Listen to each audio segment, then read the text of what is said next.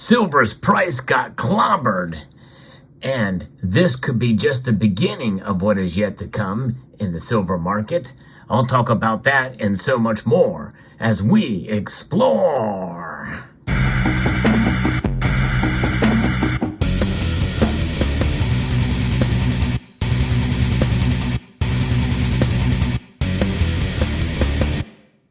It's amazing how quickly things can change in terms of the price and the sentiment in the markets.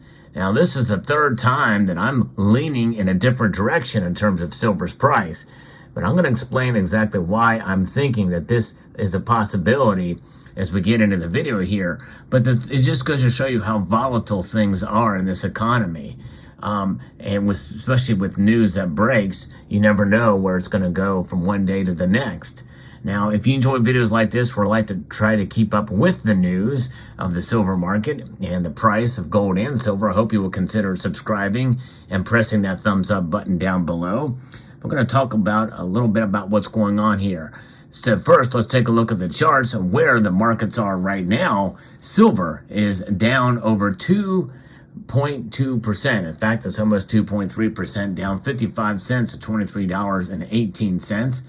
Gold is only down a third of a percentage point, down $6.80. So gold is holding on, which means there's something happening with silver as opposed to gold. Now, all the metals are down slightly, but I think there's a reason why there's a little bigger move, especially with palladium as well as with silver here today.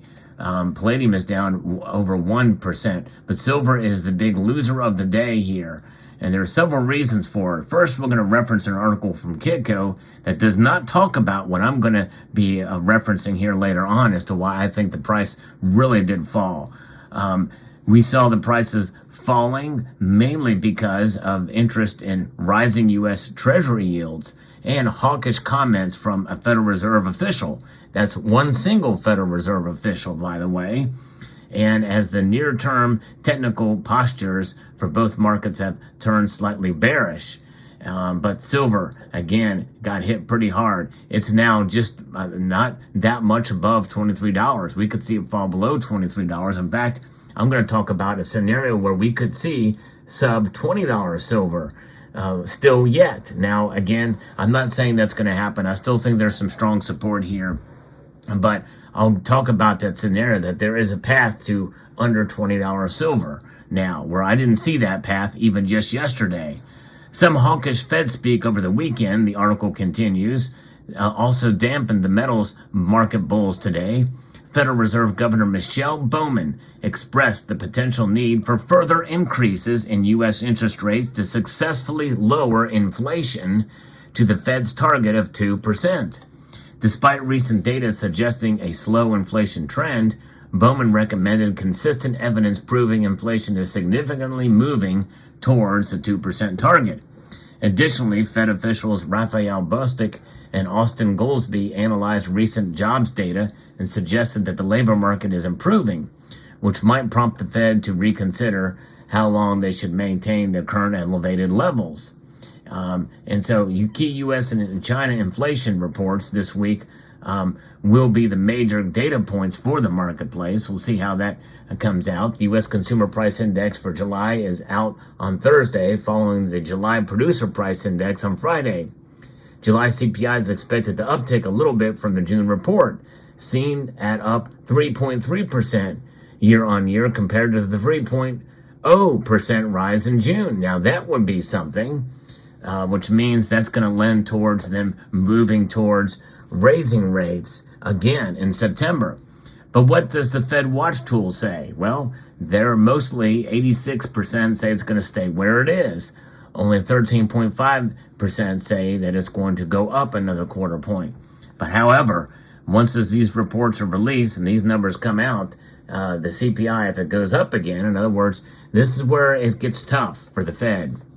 You know, I was thinking it would be 4%, but I guess it's around the 3% level. We're going to see it skip and bounce around a little bit around these numbers. And so if they were to raise rates, that could send silver continuing to fall.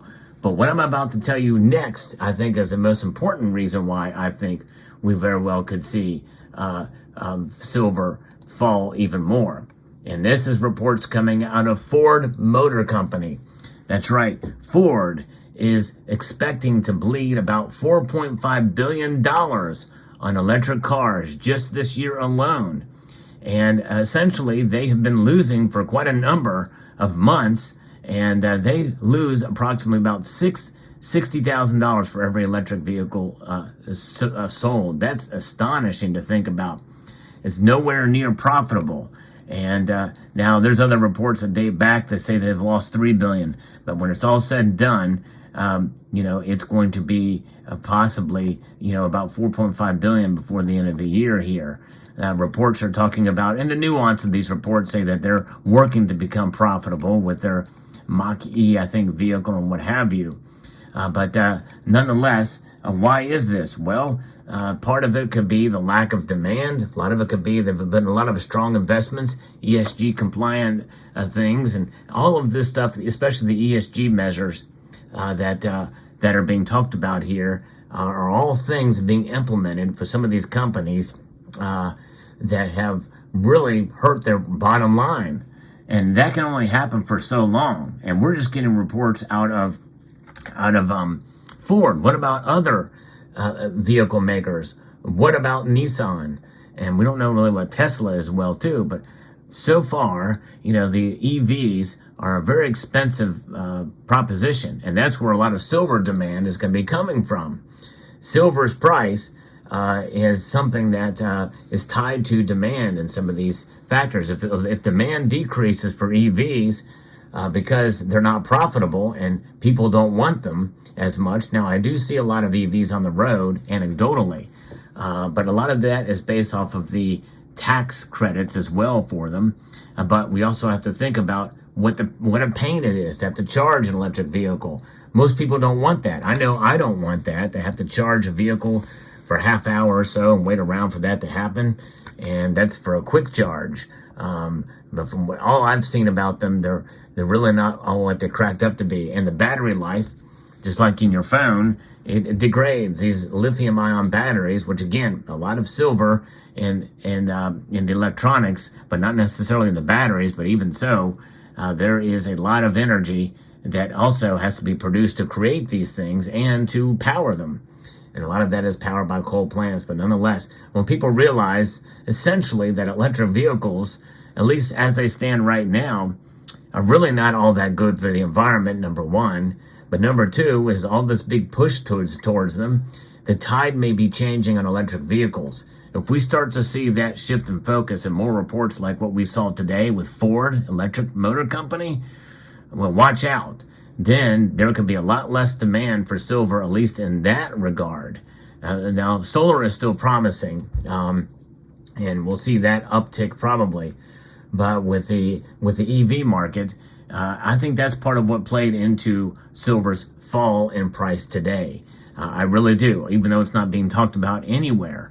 And again, more reports like this that come out, I think, are going to be essentially bad for the silver market. And we could see the price of this lovely metal fall even more, which provides an opportunity to buy. But also, the more important thing to consider here is if we see strong reports like this and we see silver fall under $20 an ounce, I believe that we'll probably lose a lot of stackers. People are just going to get frustrated because they'll think, oh, it should have stayed above 23. And of course, I have been talking about it staying above 23 for a while. And I still think, at least through the summer, it may survive this, especially if no more reports come out. And you look at the nuance of things like this. We're talking about, what's going on. One article did talk about this thing that it will essentially profit, and it may not matter. Of course, this is Fortune magazine. Of course, you look at the bias as well with this. That it may not matter that they're losing this much money because they're making more money in other areas, tax credits and the like. But this is behind a paywall, so I really can't see that piece.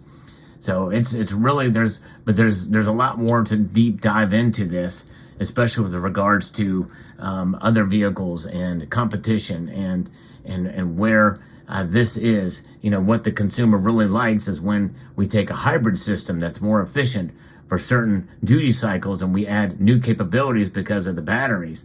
So hybrids I think are where it's at. And that's still going to involve a lot of silver as well, too, for those types of vehicles. So there's that nuance as well, too, that kind of contradicts maybe some of this bearish sentiment. And again, with a fall of over 2% for silver's price in one day, that's a pretty dramatic fall, which means there could be a correction around the corner too. So we can't discount that is a possibility too.